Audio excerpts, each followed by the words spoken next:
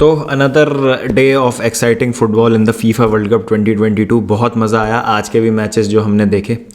तो बात करेंगे 2-3 मैचेस के बारे में, लेकिन before we begin this video is brought to you by the one football app. One football app पे मिलेगा आपको live ticker, match reports, individual player statistics, जो भी आपको चाहिए to keep a track of everything.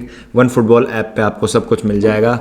World cup चल रहा है, इतने सारे मैचेस एक साथ हो रहे हैं, तो काफ़ी मुश्किल है ट्रैक रखना सारी चीज़ों का, और बहुत सारा एक्शन है जो आप मिस भी कर सकते हैं, बिकॉज ऑब्वियसली 4 मैचेस एक दिन में हो रहे हैं, तो सब चीज़ों का ट्रैक रखना बहुत ज़्यादा मुश्किल है। तो वन फुटबॉल जो है आपकी काफ़ी मदद करेगा उसमें।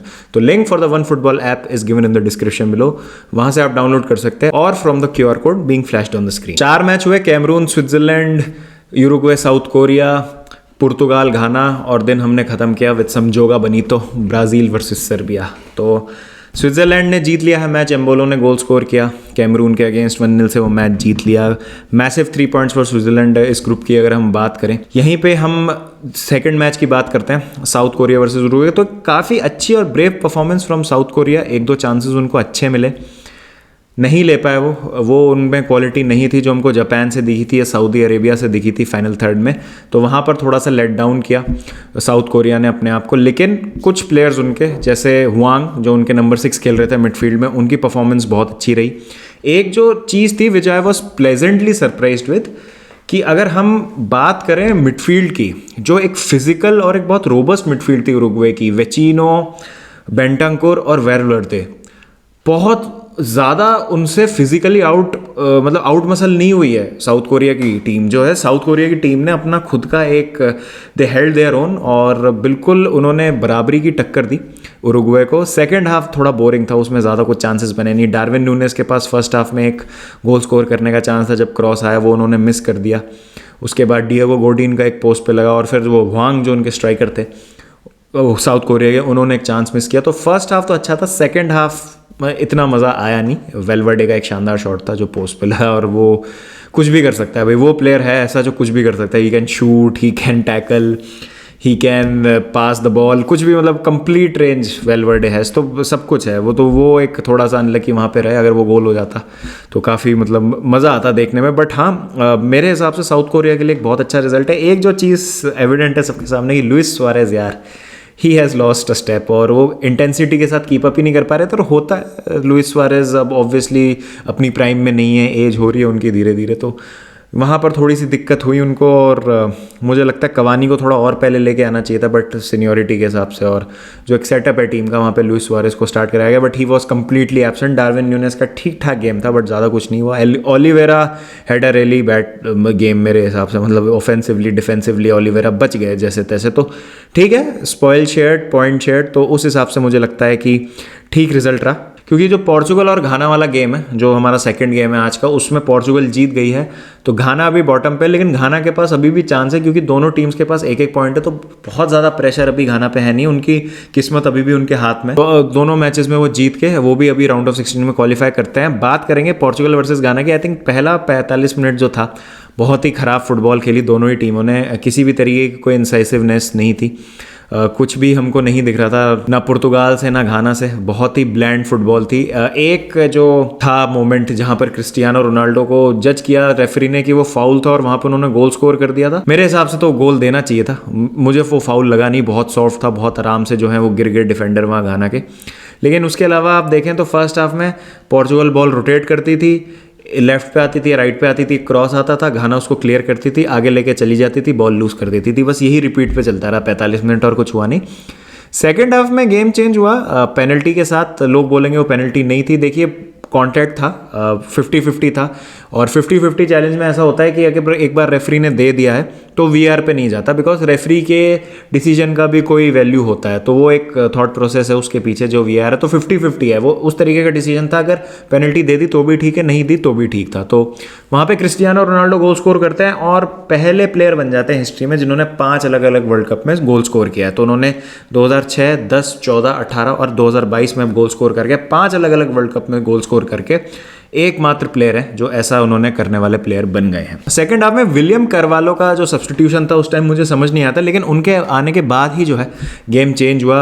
रिकवरीज जो है पोर्चुगल के मिडफील्ड में बेहतर हो गई, और उसके बाद हमने देखा कि गलतियां बहुत करी घाना ने मिडफील्ड में, वो प्रेशर झेल नहीं पाए। उन्होंने पेनल्टी के बाद उन्होंने इक्वलाइज ज़रूर किया, बेकार डिफेंडिंग थी बहुत ज़्यादा, पोर्चुगल की हॉरिबल डिफेंडिंग।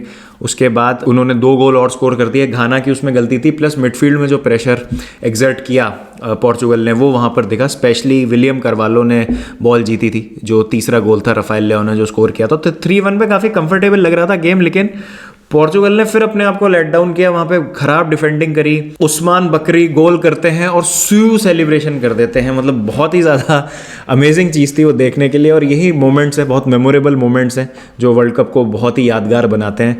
वो एक चीज़ हुई। फिर लास्ट मिनट के लास्ट सेकंड में डिएगो कोस्टा जो गोलकीपर हैं, उन्होंने गोल किक रखी किक मारने के लिए, और इनियाकी विलियम्स उनके जस्ट पीछे खड़े थे और उनको ध्यान ही नहीं था।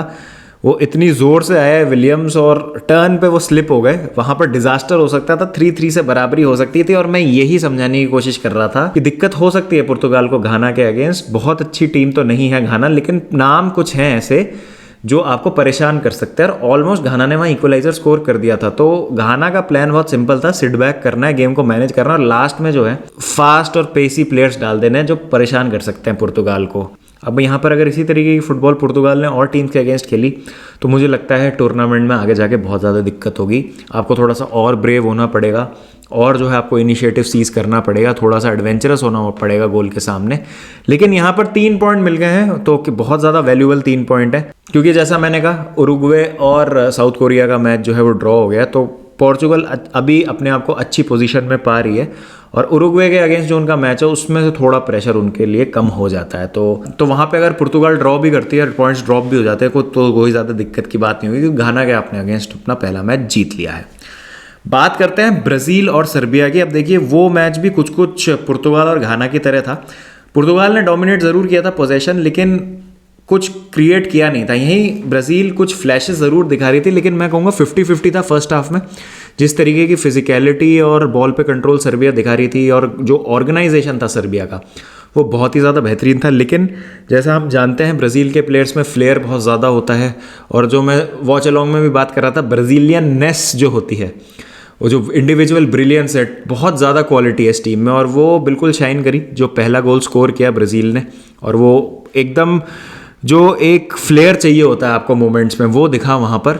और उसके बाद क्योंकि गोल कंसीड कर दिया सर्बिया ने, तो फिर उनको अपना कॉम्प्रोमाइज़ करना पड़ा डिफेंसिव स्ट्रक्चर, और उसकी वजह से जो है फिर उन्होंने फिलिप कोस्टिच को डाला, लाहोविच को डाला, वहाँ पे उनका शेप थोड़ा कॉम्प्रोमाइज़ हुआ। और उसके बाद तो ब्राज़ील ने बिल्कुल, जैसे आप मान लीजिए समा बांध दिया। इस वर्ल्ड कप की अगर मैं स्पेन का मैच हटा दूं, एक बार स्पेन के मैच को साइड में रख दूं, तो सबसे खूबसूरत फुटबॉल जो हमने आज देखी फिर स्पेन कोस्टारिका के बाद, वो जो लास्ट के 30-40 मिनट थे सेकंड हाफ के, उनमें देखी हमने जोगा बनी तो द ब्यूटीफुल गेम हम जिसको कहते हैं, वो देखने को मिला हमको ब्राज़ील से।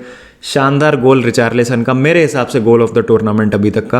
और उसके बाद जो भी सब्सटीट्यूट आए उन्होंने दिखाया कि भाई ब्राज़ील की जो स्क्वाड डेप्थ है, it is one of the best in the tournament, और बहुत चांसेस बनाए। देवर रिपिंग अपार्ट सर्बियास डिफेंस, बॉल ही नहीं दी बिल्कुल, और विल पे खोल रहे थे। मार्टिनेली भी आए, उन्होंने भी आते 2-3 चांस बना दिए। एंटनी आए, गैब्रियल हेसूस आए, तो बहुत एक अच्छी आउटिंग रही। और लास्ट के 20-30 मिनट ने बहुत ज़्यादा कॉन्फिडेंस दिया होगा ब्राज़ील को। मज़ा आ गया ब्राज़ील की परफॉर्मेंस देख के, और दिखा दिया उन्होंने कि एक डिफ़िकल्ट गेम में भी जिस तरीके से फिर एंड में वो कंफर्टेबल हो गए थे, कंट्रोल उन्होंने पा लिया था, दिखा दिया कि why you should hype this team, और क्यों वो फेवरेट्स माने जा रहे हैं इस वर्ल्ड कप के लिए। तो काफ़ी एक अच्छी शुरुआत हुई है ब्राज़ील के लिए इस वर्ल्ड कप की। और इसी के साथ हमारा मैच डे 1 जो है वो कंप्लीट होता है। आज से जो है सेकंड मैच डे स्टार्ट हो जाएगा। तो आज हम वॉच अलॉन्ग करेंगे नेदरलैंड्स और इक्वाडोर का, और फिर रात को जो है फुटबॉल वर्सेस सॉकर होने वाला है, इट्स इंग्लैंड वर्सेस यूएसए, वो मैच भी अच्छा होगा। तो ये 2 मैच जो है back to back watch along करेंगे, और फिर मिलते हैं आपसे शाम को। आप मुझे बताएं कमेंट सेक्शन में आपको कौन से मैच में मज़ा आया, what was your moment of the day, and what do you think about Brazil, Uruguay, Portugal. Do let me know in the comment section. चलिए गाइस, फिर मिलते हैं नेक्स्ट वीडियो के साथ। ध्यान रखिए जब तक अपना, टेक केयर एंड पीस।